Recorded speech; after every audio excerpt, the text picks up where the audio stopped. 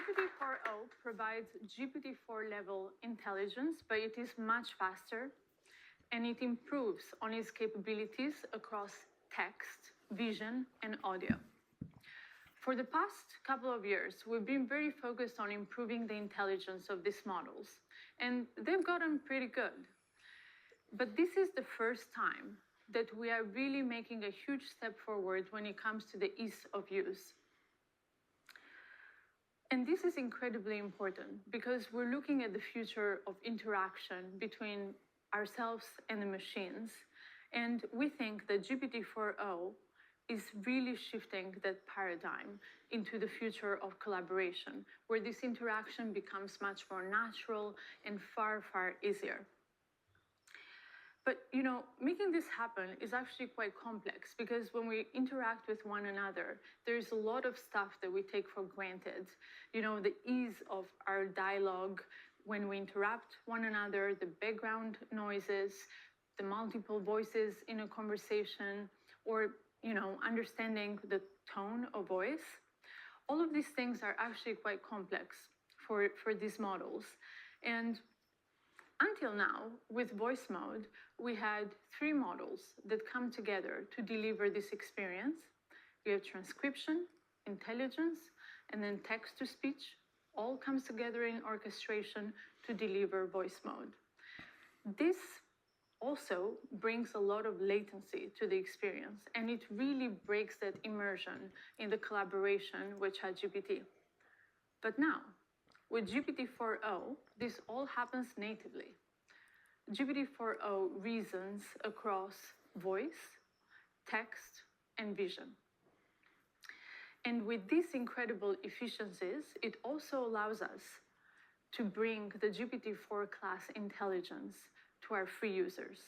This is something that we've been trying to do for many, many months, and we're very, very excited to finally bring GPT-4o to all of our users. Today, we have 100 million people, more than 100 million in fact, they use ChatGPT to create, work, learn. And we have these advanced tools that are only available to our paid users, at least until now. With the efficiencies of 4o, we can bring these tools to everyone. So starting today, you can use GPTs in the GPT store.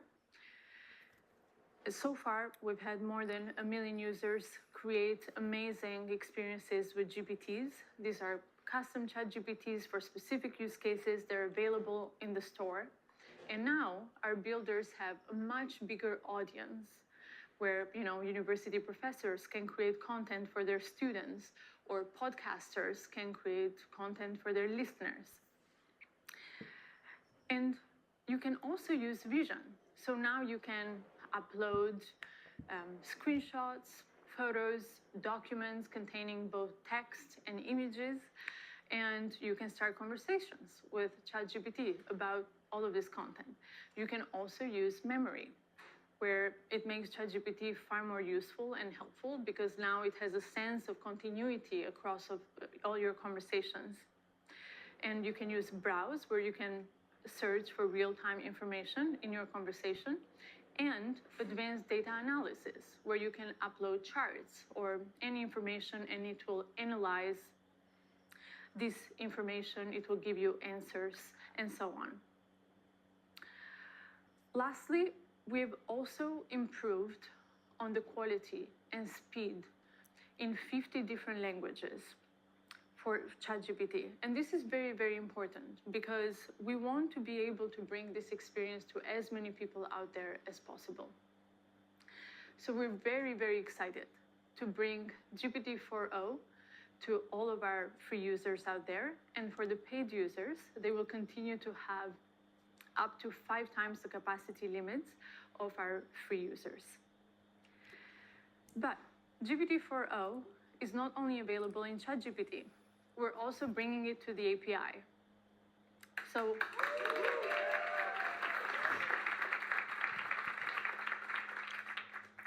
our developers can start building today with GPT-4o and making amazing AI applications, deploying them at scale 4.0 is available at 2x faster, 50% cheaper, and 5 times higher rate limits compared to GPT-4 Turbo.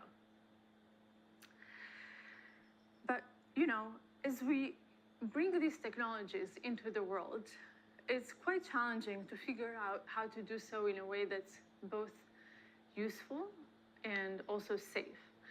And GPT-4o presents new challenges for us when it comes to safety, because we're dealing with real-time audio, real-time vision.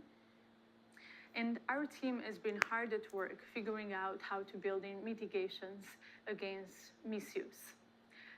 We continue to work with different stakeholders out there, from government, media, entertainment, all industries, red teamers, civil society, to figure out how to best bring these technologies into the world. So over the next few weeks, we'll continue our iterative deployment to bring out all the capabilities to you. But today, I want to show you all these capabilities. So we'll do some live demos. I will bring on 2 of our research leads, Mark Chen and Berit Zoff.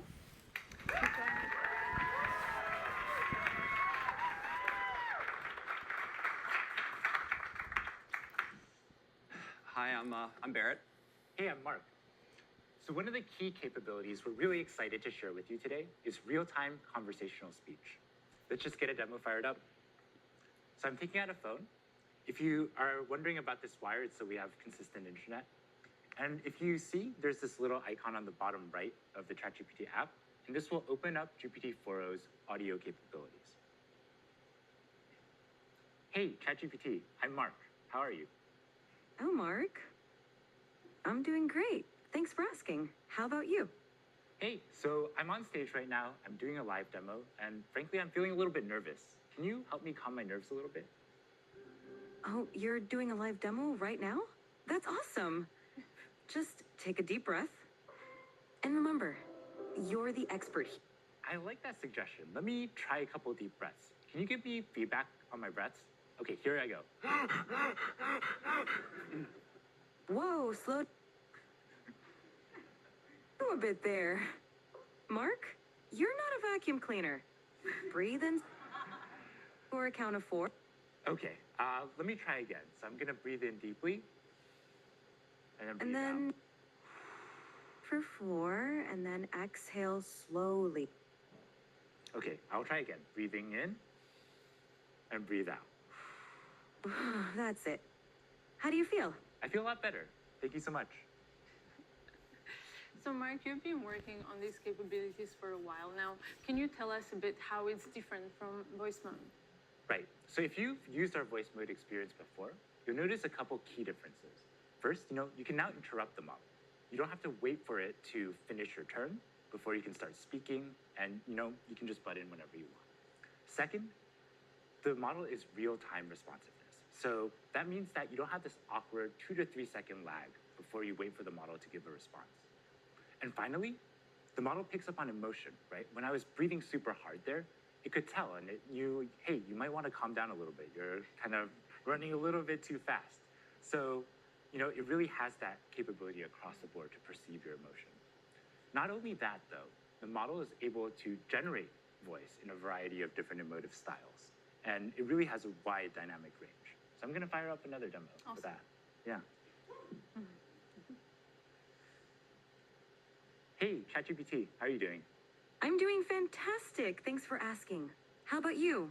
Pretty good. What's up? So my friend Barrett here, he's been having trouble sleeping lately. And I want you to tell him a bedtime story about robots and love. Oh, a bedtime story about robots and love? I got you covered. Gather round, Barrett. Once upon a time, in a world not too different from ours, there was a robot named Byte. Byte was a curious robot, always exploring. I started this story, but I want a little bit more emotion in your voice, a little bit more drama. Got it. Let's add some drama. Once upon a time, in a world not too different from ours, there was a robot named Byte. No, ChatGPT. I really want maximal emotion, like maximal expressiveness, much more than you were doing before. Understood. Let's amplify the drama. Once upon a time, in a world not too different from ours. There was a robot named Byte. Byte Actually, can was you do this in a robotic voice now? initiating dramatic robotic voice. Once upon a time, in a world not too different from ours, there was a robot named Byte. Byte was a curious robot, always exploring new So I'm seeing, circuits. Barrett here, calm down a little bit. Can you end the story, but do it in a singing voice? And so Byte found another robot friend, and they lived circuitly ever after. Thank you so much. I definitely feel a lot more relaxed.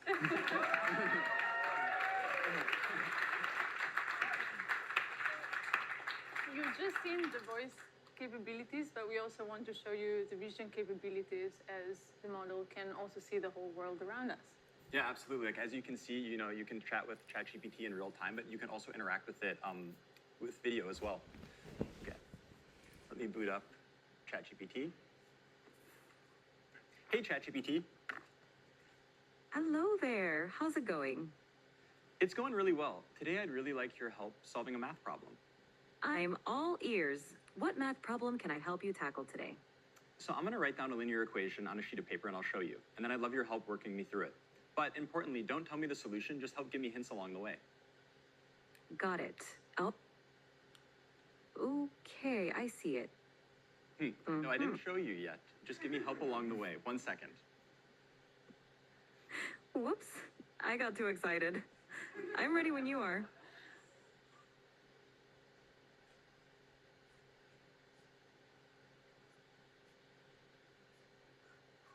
So, ChatGPT, what equation did I write down there? Ah, I see it now. You wrote down 3x plus 1 equals 4. Yep, Let's work- exactly. So what's the first step I should take to try to solve this?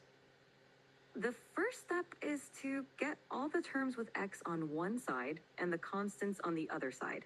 So what do you think we should do with that plus 1? Okay, I'm going to try to subtract 1 from both sides and then I'll see what I get. Great idea. Perfect. Now, what do you get when you subtract 1 from both sides?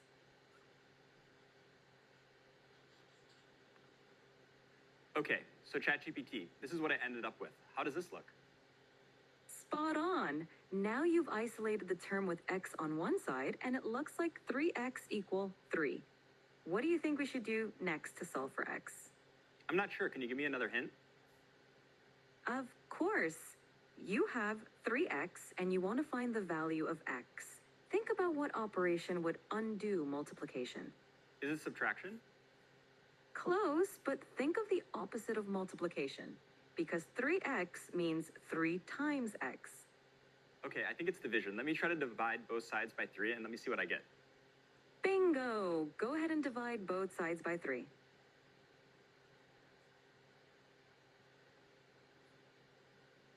Okay, so ChatGPT, this is what I ended up with. How does this look? It looks perfect. You've solved it, and x equals 1. Nicely done. How do you feel about solving linear equations now? Yeah, honestly, I'm not pretty confident I can solve linear equations, but why would you ever need to use this in the real world? I'm really skeptical. That's a fair question. Linear equations pop up in a lot of everyday situations, even if we don't realize it. For example, calculating expenses, planning travel, cooking, and even in business for profit and loss calculations. It's basically a way to solve problems, but you need to find an unknown value. Plus, Wow, it's okay. I have a lot of unknown values in my life. I'm totally convinced I'm going to learn math now. I love that attitude. Math can definitely help solve some of life's mysteries. Whenever you're ready to dive into more math, I'm here for you. Anything else you'd like to tackle today? So ChatGPT, I really love that you taught the value of math to my friend Mark. And I wrote one last thing I'd love if you could take a look at. Of course. I'd love to see what you wrote. Show it to me whenever you're ready. Okay, so this is what I wrote down. What do you see? I see. I love ChatGPT. That's so sweet of you. Yeah, well, I really appreciate all the help. So yeah, as we can see, Wow. That's quite the outfit you've got on. Yeah, as we can Love. see, we can chat in real time to ChatGPT. And not only that, we can interact with it with video as well. And I swear, like, if you look at Barrett's GPT history, it's all equations like this. Now that you know you can do linear equations, can you Yes. show us something more complex? I think so. Okay, next let's try something coding related. So let me take out a computer for this. Okay, so I'm gonna open the ChatGPT desktop app like Mira was talking about before. Okay, and to give a bit of background on what's going on, so here we have a computer, and on the screen we have some code, and then the ChatGPT voice app is on the right. So ChatGPT will be able to hear me, but it can't see anything on the screen. So I'm gonna highlight the code, Command C it, and then that will send it to ChatGPT, and then I'm gonna talk about the code to ChatGPT. Hey ChatGPT. Hey there, how's it going? Yeah, it's going really well. I was wondering if you could help me with a coding problem today. Of course, I'd love to help you out. What's the coding problem you're dealing with? Okay, I'm gonna share with you some code. 1 second. Sure thing, take your time. Okay, so I just shared some code with you. Could you give me a really brief 1-sentence description of what's going on in the code?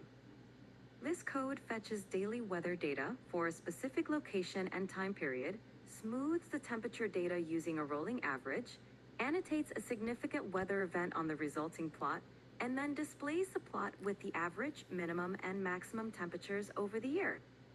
Awesome, thanks so much. And in the code, there's this function foo. Can you describe to me what the plot would look like if I had versus didn't have this function? Sure.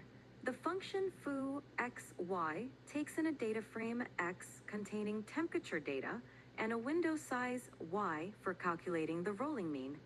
It smooths the average temperature, minimum temperature, and maximum temperature columns by applying a rolling mean over the specified window. With the foo function, the plot would show smoother temperature lines because the rolling mean reduces the noise or fluctuations in the data. Awesome. This makes Thanks so much. So yeah, I definitely will want to apply this function. And so I'm gonna generate the plot and then show it to you. Give me 1 second. Absolutely. Take your time. I'm excited to see the plot when you're ready. Yeah, so far ChatGPT has only been able to see the code, and now I'm gonna run it, and then I'll use the vision capabilities of the ChatGPT desktop app so it can actually see everything going on the screen as well.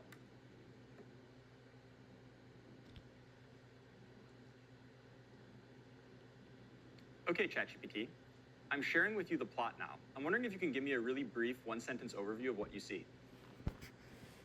Plot displays smoothed average, minimum, and maximum temperatures throughout 2018, with a notable annotation marking a big rainfall event in late September. Fantastic. I have another question for you. Which months do you see the hottest temperatures, and roughly what temperatures do those correspond to? The hottest temperatures occur around July and August.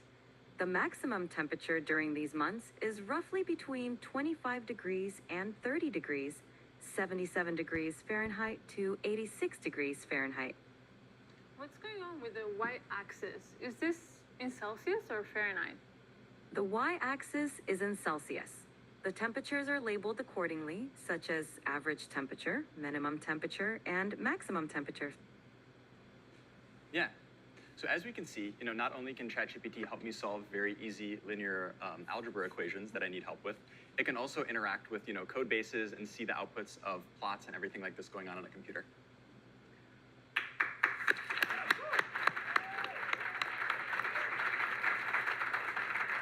So a few minutes ago, we asked the live audience on X to submit a few requests for what they would like us to try out here. So I will take a couple of prompts. Okay, Bot Gaskar wants to know if GPT-4 is capable of real-time translation. Mark, you want to try this one? Sure, with yeah, it? let's do it. All right. Yeah, I speak Mr. Italian, so we can just do English Let's try to do English Italian. Sure, let's do it. Hey, ChatGPT, how are you? I'm doing fantastic. Thanks for asking. How about you? How's your day going? I'm doing great. So I would like you to function as a translator. I have a friend here who only speaks Italian, and I only speak English. And every time you hear English, I want you to translate it to Italian. And if you hear Italian, I want you to translate it back to English. Is that good? Perfetto. Mark, io mi chiedo se le balene potessero parlare, cosa ci direbbero? Mike, she wonders if whales could talk, what would they tell us? They might ask, how do we solve linear equations? Potrebbero chiederci come risolviamo le equazioni lineari. Sicuramente sì. Certainly, yes. Great, looks like it works.